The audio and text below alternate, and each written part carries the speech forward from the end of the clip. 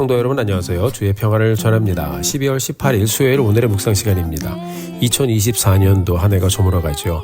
자, 우리 모두 하나님의 은혜를 오늘까지 왔음에 감사드리며 모든 영광 우리 하나님께 돌려드리기 원합니다. 말씀과 함께 올해의 여정 끝까지 우리 함께 말씀으로 마치게 되기를 주의 이름으로 축복합니다. 자, 오늘 함께 보실 말씀은 말라기서 2장 17절부터 3장 12절까지의 말씀입니다. 본문의 말씀을 통해서 우리에게 들려주시는 말씀 잘 듣고 말씀에 순종하며 말씀을 살아내는 복된 하루를 함께 열어가게 되기를 바랍니다.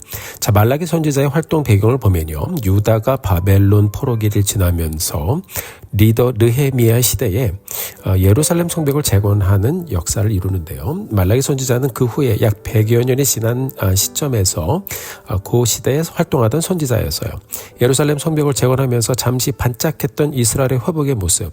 그렇지만은 세월이 지나면서 다시 이전으로 돌아가게 되고 그런 모습으로 또 다시 살아가는 거예요. 제사장들도 백성들도 여전히 타락해서 우상 숭배자들의 가치관을 따라 살면서 형식적인 예배를 드리는 것이 보편적으로 일어났던 그런 때였습니다. 참 슬픈 역사이죠.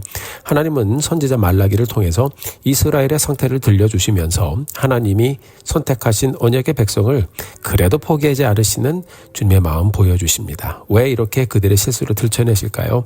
잘하라고 그러는 것이요. 네, 역사가 우리에게 들려주는 말씀 같이 한번 보도록 하겠습니다. 1절부터 3절까지의 말씀 같이 한번 보죠. 만군의 여호와가 이르노라. 보라, 내가 내 사자를 보내리니 그가 내 앞에서 길을 준비할 것이요. 또 너희가 구하는 바 주가 갑자기 그의 성전에 임하시리니 곧 너희가 사모하는 바 언약의 사자가 임할 것이라.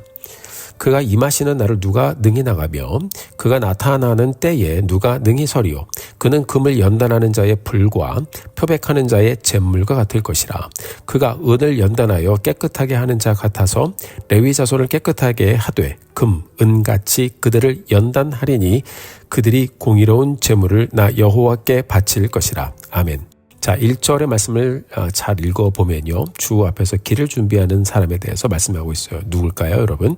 네, 우리가 잘 아는 침례 요한에 대한 이야기를 들려주고 있어요. 또 그리고 그 후에 주가 갑자기 임한다고 하면서 또한 언약의 사자가 임한다고 했습니다. 언약의 사자 예수 그리스도를 말씀하고 있죠. 2절과 3절을 보면 그분이 오시는 날 어떤 일이 일어나는지 들려주고 있습니다. 언약의 사자는 연단하는 자의 불과 같고 옷감을 표백하는 사람이 쓰는 잿물과 같을 것이라고 했습니다. 금을 캐내면 그것을 불로 재련을 해야 이 돌에서 금을 추출을 해낼 수 있습니다. 옷을 입고 다니다가 잘못해서 이 진한 얼룩이 옷에 딱 이게 지게 되면요. 양잿물로 표백을 해야 깨끗해집니다. 재련해야 순금이 나오고 표백을 해야 옷이 깨끗해지는 것처럼 언약의 사자로 오시는 주님께서 인간을 그렇게 깨끗하고 순전하게 만들어 주실 것이다라고 말씀하고 있는 것입니다. 자, 우리 주님이 언약의 사자로 오셔서 여러분과 제게 임하셨어요. 주님께서 십자가 구속의 역사로 우리를 정결케 하셨고 우리가 매일 말씀을 읽을 때마다 우리를 늘 정결케 해주셨습니다. 얼마나 감사한 일이에요.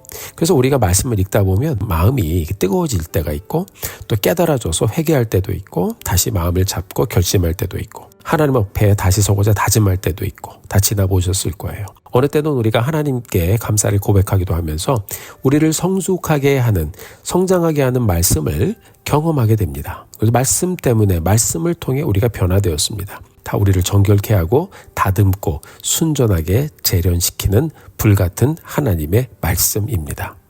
그렇지만 동시에 하나님은요. 말라기 선지자를 통해서 돌이키지 않으면 심판이 있을 것이라고 말씀하고 있습니다.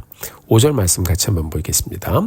내가 심판하러 너에게 임할 것이라. 점치는 자에게와 가늠하는 자에게와 거짓 맹세하는 자에게와 품꾼의 삭세에 대하여 억울하게 하며 과부와 고아를 압제하며 나그네를 억울하게 하며 나를 경외하지 아니하는 자들에게 속히 증언하리라.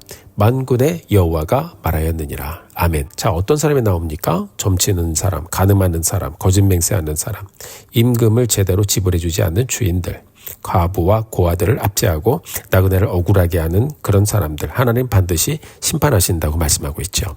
이런 사람들을 한마디로 표현하면요, 하나님을 경외하지 않는 사람들입니다. 하나님이 이런 사람들을 심판으로 임하실 것이라고 분명히 경고하고 있습니다. 우리가 정말 그 은혜를 다시 한번 기억하면서 오늘도 나를 하나님의 말씀의 불로 나의 마음을 정금과 같이 재련해 주신 하나님께 감사드리며 하나님 오늘도 우리가 이 귀한 말씀 봅니다. 다시 한번 우리의 마음 주님 순전한 금처럼 재련하여 주옵소서. 말씀의 은혜를 간구합니다. 우리가 그렇게 순전한 마음으로 기도하며 하나님께 나아가는 오늘의 여정 함께 이뤄가게 되기를 주의 이름으로 축복합니다. 7절부터 10절까지의 말씀 같이 보겠습니다. 만군의 여호와가 이르노라 너희 조상들의 날로부터 너희가 나의 규례를 떠나 지키지 아니하였도다. 그런즉 내게로 돌아오라 그리하면 나도 너희에게로 돌아가리라 하였더니 너희가 이르기를 우리가 어떻게 하여야 돌아가리까 하는도다. 사람이 어찌 하나님의 것을 도둑질하겠느냐? 그러나 너희는 나의 것을 도둑질하고도 말하기를 우리가 어떻게 주의 것을 도둑질하였나이까 하는도다. 이는 곧 11조와 봉헌물이라. 너희 곧 온 나라가 나의 것을 도둑질하였으므로 너희가 저주를 받았느니라. 만군의 여호와가 이르노라 너희의 온전한 11조를 창고에 들여 나의 집에 양식이 있게 하고 그것으로 나를 시험하여 내가 하늘 문을 열고 너희에게 복을 쌓을 곳이 없도록 붙지 아니하나 보라. 아멘. 자, 7절의 말씀 보니까요. 이스라엘 백성을 품고 계신 하나님은 이들에게 돌아오라고 하시고요. 이스라엘은 우리는 하나님을 떠난 적이 없습니다. 그런데 어떻게 돌아갑니까? 이렇게 얘기를 하고 있죠. 이스라엘 자손들이 포로가 되기 전까지 이들은 제사를 늘 드려왔습니다.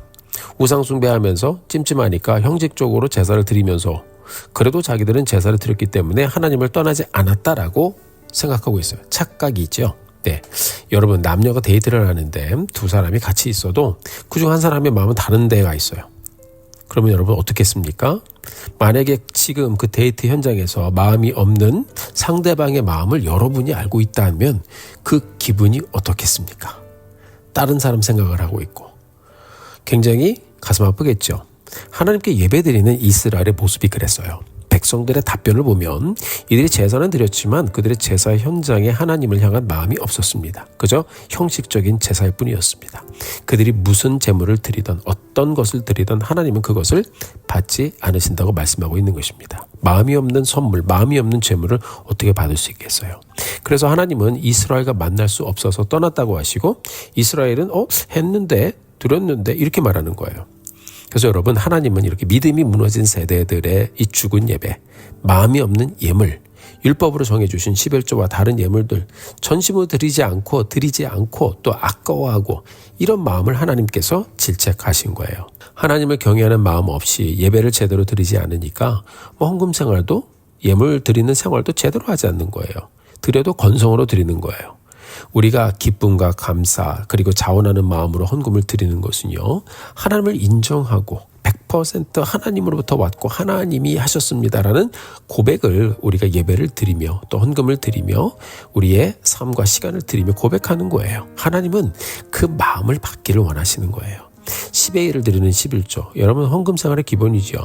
하나님이 나에게 먹을 것과 필요한 것을 공급해 주셨습니다라는 고백입니다. 그래서 하나님 10의 9은 내가 생활을 하는데 써야 하니까 10의 1을 감사하는 마음으로 드립니다. 하나님 이것을 통하여 제사 직무를 감당하는 제사장들을 축복해 주시고 그 시대에 섬기는 모든 자들 하나님 축복해 주옵소서. 이것이 11조의 의미거든요.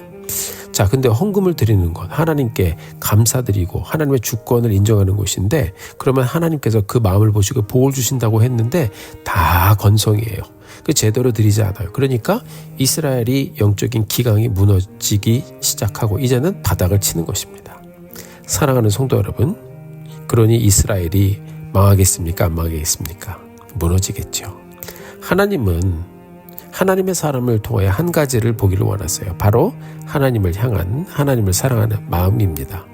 우리가 오늘 열어가면서 나는 매일매일 말씀을 보며 하나님께 돌아가고 있는지 하나님께 드리는 나의 삶 정말 감사함으로 자원하는 마음으로 기쁨으로 내 믿음의 분량대로 드리고 있는지 아니면 아까워하거나 인색한 마음으로 드리고 있지는 않은지 우리가 한번 돌아보기 원합니다.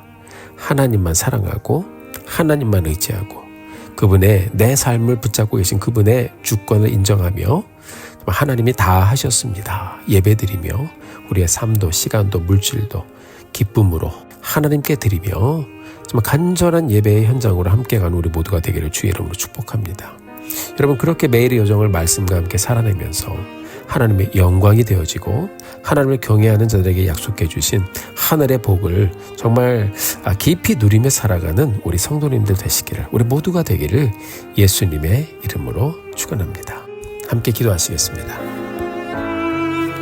주님 은혜 감사합니다. 오늘도 말씀을 통해서 몸은 와 있지만 그 마음과 닿지 못했던 그 하나님의 안타까운 심정을 말씀을 통해 들어봅니다. 주님, 우리가 다시 한번 하나님 앞에 서서 진실한 예배를 드리며 진실하게 하나님을 섬기며 드리며 다 주님 앞에 나아간 우리 모두가 되기를 소원합니다.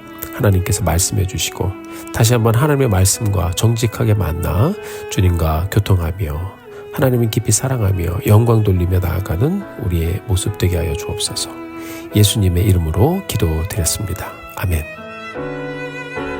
사랑하는 성도 여러분, 오늘도 힘내십시오. 여러분들을 위해서 기도하겠습니다. 사랑하고 축복합니다.